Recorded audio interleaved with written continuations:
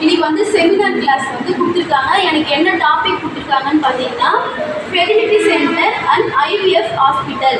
அப்படின்னா என்னன்னு பார்த்தீங்கன்னா, இந்த ஜென்ரேஷனில் எத்தனையோ பேர் குழந்தை இல்லாமல் ரொம்ப கஷ்டப்படுறாங்க. அவங்களுக்காக ஒரு தீர்வு தரக்கூடிய இந்த இடம் தான் இந்த ஃபெர்டிலிட்டி சென்டர். வாங்க உள்ளே போய் பார்க்கலாம். ஃபஸ்ட்டு ஒரு கப்புலாம் இந்த ட்ரீட்மெண்ட்காக உள்ளே வராங்க. உள்ளே வரக்குள்ள ரிசப்ஷனிஸ்ட் இவங்க என்ன சொல்கிறாங்க, இந்த ட்ரீட்மெண்ட் எப்படி இருக்கும் அப்படின்ற பற்றி இவங்க எக்ஸ்பிளைன் பண்ணுறாங்க. எக்ஸ்பிளைன் பண்ணோன்னே டாக்டரை பார்க்க சொல்கிறாங்க. டாக்டரை இவங்க 2 கப்புலாம் போய் டாக்டரை பார்க்குறாங்க. டாக்டரை பார்த்தோன்னே டாக்டர் என்ன சொல்கிறாங்க அப்படின்னு பார்த்தீங்கன்னா, எதனால் இந்த பிரச்சனை அவங்களுக்கு இருக்குது, அவங்களுக்கு என்னென்ன பிரச்சனை இருக்குது அப்படின்னு சொல்லிட்டு பார்க்குறாங்க. எதனால் இவங்களால் கர்ப்பம் கரிக்க முடியல அப்படின்னு சொல்லிட்டு பார்க்குறாங்க. பார்த்தோன்னே இவங்க வந்து அவங்களுடைய ஹஸ்பண்டை வந்து செமன் கலெக்ஷன் கூப்பிட்டு போய் இது அந்த ட்ரீட்மெண்ட் பேர் வந்து IUI ட்ரீட்மெண்ட். IUI அப்படின்னா என்னன்னு பார்த்தீங்கன்னா இன்ட்ரா யூட்ரைன் இன்செமினேஷன். அப்படின்னா கர்ப்பப்பைக்குள்ள விந்தணுவை நேரடியாக செலுத்துவது. இது வந்து ஒரு மேம்படுத்தப்பட்ட இயற்கை முறை கருத்தரித்தல் அப்படின்னு சொல்லிட்டு சொல்லலாம். இது வந்து எப்படி பண்ணுவாங்க அப்படின்னு சொல்லிட்டு பார்த்தீங்கன்னா, ஃபர்ஸ்ட் அவங்க கவுன்சிலிங் கொடுக்குறாங்க பார்த்தீங்களா. கவுன்சிலிங் கொடுத்துட்டு நெக்ஸ்ட் அவங்க வந்து செக் பண்ணுவாங்க. அதாவது பீரியட்ஸ்க்கான 3ஆவது நாள் வந்து என்ன பண்ணுவாங்கன்னு பார்த்தீங்கன்னா, அந்த லேடிக்கு வந்து பேசிக்காக ஒரு ஸ்கேன் எடுத்து பார்க்குறாங்க. அந்த ஸ்கேன் எதுக்காகன்னு பார்த்தீங்கன்னா, கர்ப்பப்பையில் ஏதாவது கட்டி இருக்கா, இல்லை ஹார்மோன்ஸ் ஏதாவது சொல்லுதா, அதாவது தைராய்டு, ப்ரோலாக்டின் அந்த மாதிரி ஏதாவது ஹார்மோன்ஸ் ஏதாவது இருக்கா அப்படின்னு சொல்லிட்டு பார்க்கறதுக்காக அந்த ஸ்கேன் எடுத்து பார்க்குறாங்க.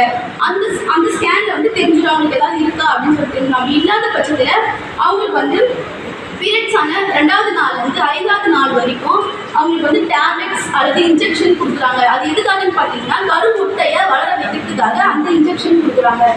அதுக்கப்புறமேட்டுக்கா ஒரு பேசிக்காக ஒரு ஸ்கேன் எடுத்து பார்க்குறாங்க.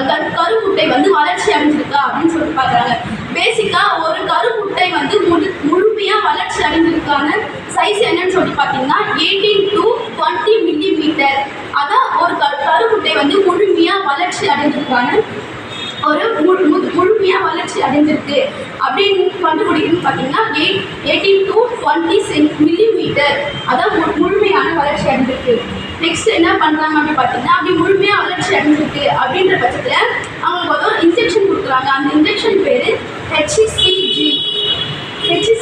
அப்படின்னு பார்த்தீங்கன்னா ஹியூமன் கொரியானிக் குரோனோகிராஃபி அப்படின்ற ஒரு இன்ஜெக்ஷன் கொடுக்குறாங்க. எதுக்காகன்னு பார்த்தீங்கன்னா, அந்த கருமுட்டையை வந்து வெடிக்க வைக்கிறதுக்காக இந்த இன்ஜெக்ஷன் கொடுக்குறாங்க.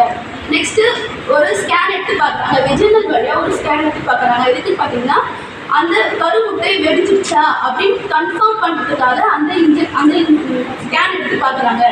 நெக்ஸ்ட்டு வெடிச்சிருக்கு அப்படின்னு பட்சத்தில் அவங்க ஹஸ்பண்டோடைய செமன் கலெக்ட் பண்ணுறாங்க. செமன் கலெக்ட் பண்ணி அதில் வந்து அது வந்து லேபு காமிச்சு வைக்கிறாங்க.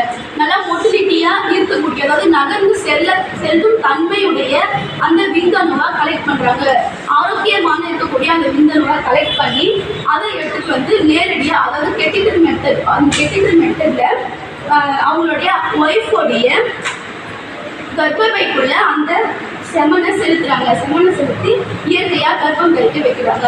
அதுக்கு பேர் தான் IUI ட்ரீட்மெண்ட். இந்த ட்ரீட்மெண்ட் முடிஞ்சு ஒரு 15 to 20 டேஸ்க்கு அப்புறம் பிளட் டெஸ்ட் அப்படின்னா ப்ரெக்னன்சி கிட் வாங்கி டெஸ்ட் பண்ணி பார்த்தீங்கன்னா அவங்களுடைய ரிசல்ட் வந்து தெரியும். அப்படி இந்த டெஸ்ட்டும் ஒர்க் அவுட் ஆகலை அப்படின்ற பட்சத்தில் தான் HSG அப்படின்ற ஒரு ட்ரீட்மெண்ட்டுக்கு போவாங்க. இது HSG அப்படின்னா என்னன்னு பார்த்தீங்கன்னா,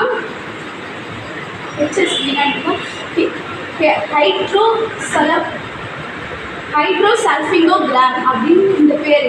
இது வந்து எப்படி பண்ணுவாங்கன்னு பார்த்தீங்கன்னா, கருக்குழாய் ஏதாவது அடைப்பு இருக்கா அப்படின்னு பார்க்கறதுக்காக இந்த டெஸ்ட் பண்ணுறாங்க. இந்த டெஸ்ட் வந்து அதாவது கர்ப்பப்பையிலேருந்து 2 நம்மளுக்கு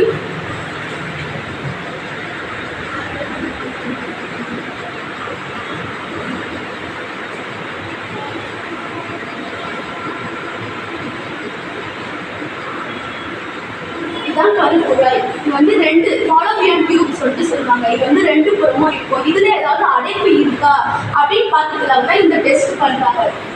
எப்படி பார்ப்பாங்கன்னு பார்த்தீங்கன்னா, வெஜினல் வழியாக ஒரு அதாவது ஒரு லிக்விட், அந்த லிக்விட் பேர் வந்து யூரோகிராஃபின். அந்த லிக்விட் பேர் வந்து யூரோகிராஃபின். அந்த லிக்விடை வந்து இன்ஜெக்ஷன், அதாவது சிரஞ்சு மூலயமா கர்ப்பப்பைக்குள்ள செலுத்துறாங்க. அது வந்து இது வந்து எக்ஸ்ரே மெத்தடு.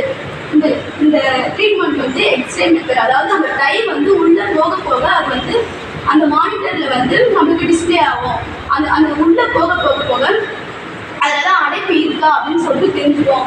ஒன்று வந்து பாதிலே நின்றுடும், அப்படின்னா ரெண்டு பக்கமும் நிற்கும். இது வந்து இதோடைய ரிசல்ட் வந்து 3 விதமாக வரும். அதாவது 2 பக்கமும் அடைப்பு இருக்குது அப்படின்ற மாதிரி ஒரு ரிசல்ட் வரும். இன்னொன்று வந்து 2 பக்கமும் அடைப்பு இல்லை அப்படின்ற மாதிரி ஒரு ரிசல்ட் வரும். வெறும் ஒரு பக்கம் மட்டும் அடைப்பு இருக்குது அப்படின்ற மாதிரி ஒரு ரிசல்ட் வரும். இந்த 2 பக்கமும் அடைப்பு இல்லை அப்படின்ற மாதிரி ரிசல்ட் வந்துச்சு அப்படின்னா அவங்க வந்து ஐஓஇ மெத்தடில் வந்து கர்ப்பம் பெறலாம். அப்படி ஒரு பக்கம் மட்டும் அடைப்பு இருக்கு அப்படின்ற பட்சத்தில் அவங்க ஒரு சைட் இருக்கு அந்த ஃபாலோபியன் டியூப் வழியாக அவங்க வந்து கர்ப்பம் கட்டிக்கலாம். அப்படி 2 பக்கமும் அடைப்பு இருக்கு அப்படி இருக்கிறவங்களுக்கு வந்து ஐவிஎஃப் ட்ரீட்மெண்ட் ஸ்டார்ட் பண்ணுறாங்க. இன்னும் ஒரு சில பேருக்கு வந்து ஒரு பக்கம் அடைப்பு இருக்கும், அதுவும் பாதியாக இருக்கும், பாதி வந்து கேப் வந்து இருக்கும். அப்படின்னு சிலதுலாம் எக்டோபிக் ப்ரெக்னன்சியாக இருக்குது. அப்படின்னா என்னென்னு பார்த்தீங்கன்னா நம்மளுடைய கரு முட்டைகள் வந்து முதிர்ச்சி அடைந்து ஃபாலோபியன் டியூப்ல வந்து வெயிட் பண்ணக்கூட அந்த விந்தணுக்கள் வந்து உள்ளே செல்லும் போது அந்த ஃபாலோபியன் டியூப்ல தான் கர்ப்பம் கழிக்கிறாங்க. அப்படி கர்ப்பம் கழிப்பது அந்த விந்தணுக்கள் இது வழியாக வரக்குள்ள இந்த கேப்ல வந்து விந்தணுக்கள் போய் கரு வந்து உருவாக்குள்ள அது வந்து நகர்ந்து கர்ப்ப பையில தான் வந்து அவங்க கர்ப்பம் பேபி வந்து வளர ஆரம்பிக்குது. அதனால இந்த அடைப்பு இருக்கிறதுனால நகர்ந்து வர முடியாது, அந்த கருமுட்டையால் அது நகர்ந்து வர முடியாது. அப்போ